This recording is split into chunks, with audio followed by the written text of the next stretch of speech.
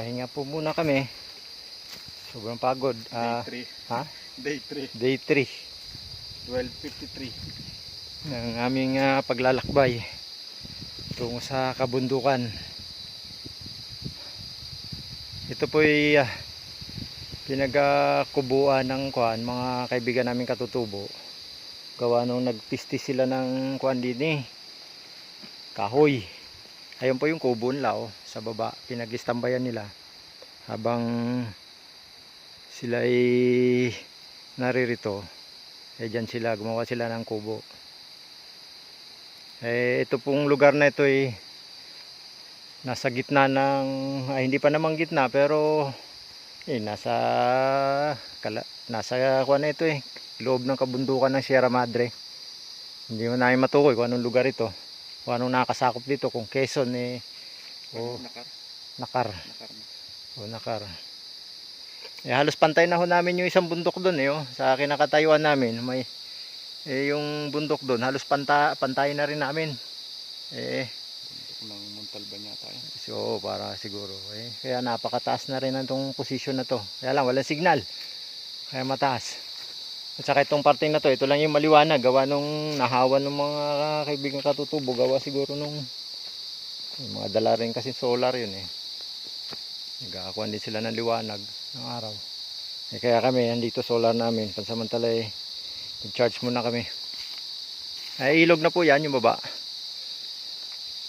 Ilog pero ito dati daan ho ito ng kalsada ito ng mga naglaging kung 70s. Kung mapapansin nyo po ikuan ito malapad na parang kinayod kasi nung unang panahon yung mga laging dito, mga laging ng mga politikong saksakan ng yaman ngayon, sila pong nakinabang dito nung araw 70s yata, 60s. Ganun. Mga ganong panahon. Pasok ang mga truck dito malalaki, pinagpuputol ang mga puno. Pero ngayon po bawal na puputulin yung mga puno rito. Gawa ng ito'y protektado na ng ating gobyerno. Bagamat noon protektado rin to, pero bantay sa lakay yung mga mga politikong mayayaman Mas malalaki pang puno ang pinutol dati dito kaysa ngayon. Isa ngayon may mga natitira pang puno pero hindi na sila kasinlaki nung araw. Bagay ito may ito doon deklarasyon ito doon sa tropa natin. Oo, yung tropa po namin dito, may papel po ito. May papel silang hawak dito na ito yung nakapangalan sa kanilang ninuno. Binubuisan po nila to. Kaya kung maaayos nilang papel nila, sila nagmamay-ari nito. Napakakuha na po ito. Napakaliblib na lugar na po rito. Minsan ilang taon dito wala akong taong napunta.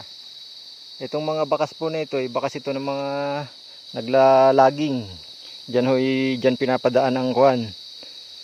Pinapadaos-dos yung mga natistis nilang mga kahoy.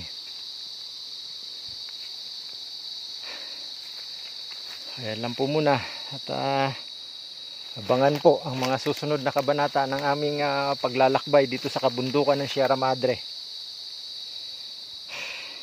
Maraming salamat.